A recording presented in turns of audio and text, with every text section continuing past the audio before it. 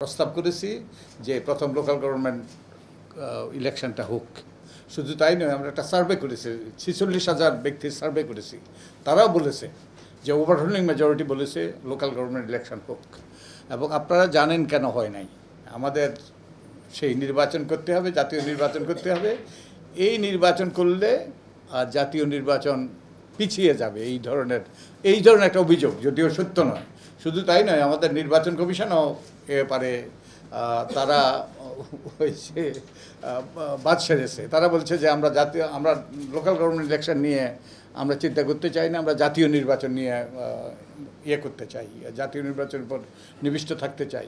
এবং শুধু তাই নয়, আমাদের রাজনীতিবিদদের অবশ্য উদ্দেশ্য আছে, কারণ যারাই ক্ষমতায় আসবে পরবর্তীতে যদি নির্বাচন হয় স্থানীয় সরকার, আমরা জানি অতীতে কী হয়েছে তাই হবে। ওকে, তো এইসব কারণে দুর্ভাগ্যবশত, এবং এটা বলাই ঝুঁকিপূর্ণ হয়ে গিয়েছিল এক সময়ে, আমি সোচ্চার ছিলাম, কিন্তু শেষ পর্যন্ত আমাদের কথাগুলো একবারে হয়ে গিয়েছে, কি বলে, বিলীন হয়ে গিয়েছে সেই লোকাল গভর্নমেন্ট ইলেকশনের বিরুদ্ধে যারা উচ্চকণ্ঠ ছিল। তো এটা আর আমাদের আইনুন নিশাত স্যার, উনি আমাদের প্রফেসর আইনুন নিশাত যেটা বলেছেন যে আমাদের শিক্ষা নিতে হবে অতীত থেকে, আমাদের অতীত থেকে এবং নিকট অতীত থেকে।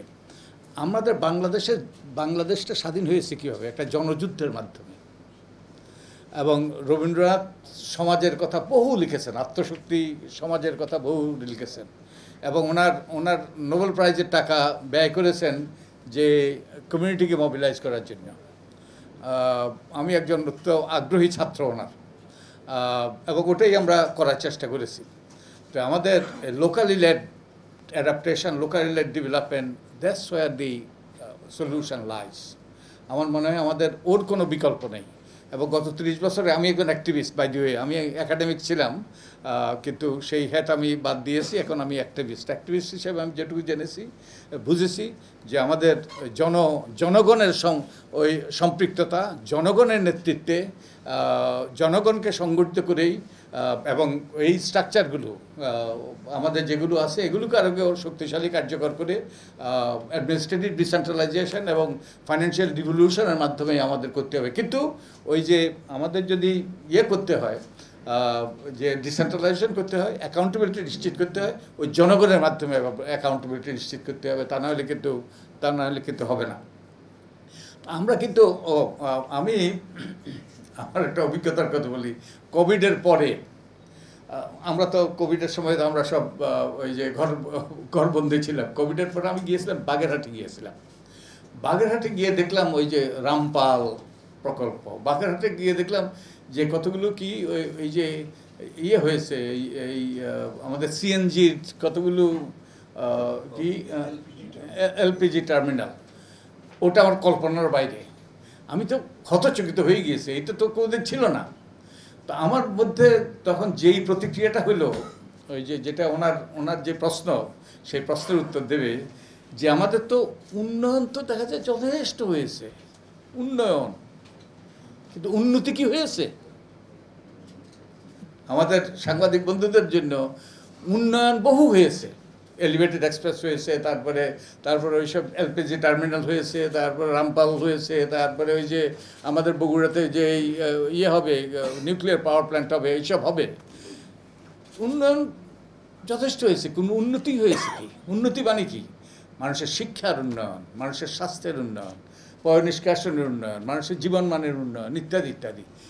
তো আমরা তো ওই যে সাম্প্রতিক তথ্য দিয়ে তো আমরা পেছনের দিকে যাচ্ছি।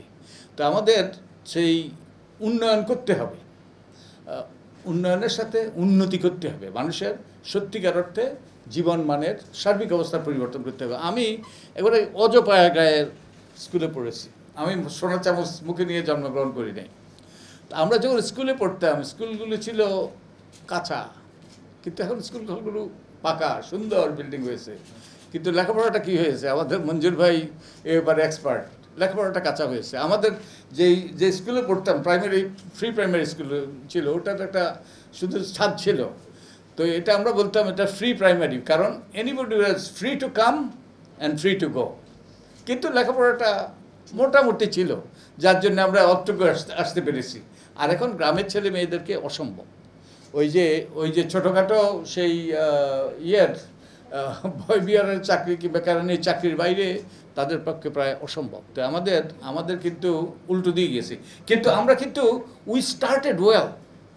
আমার মতে আমাদের যে এই ছোট্ট এই সংবিধান, এই বইখানা, আমাদের সংবিধানে অনেক সীমাবদ্ধতা আছে, কিন্তু এই লোকাল গভর্নমেন্ট সম্পর্কে তাদের যেই প্রভিশনগুলো ছিল, ওটা যুগান্তকারী ছিল। ওটা ইন্ডিয়া তার থেকে অনেক বেশি প্রগ্রেসিভ ছিল।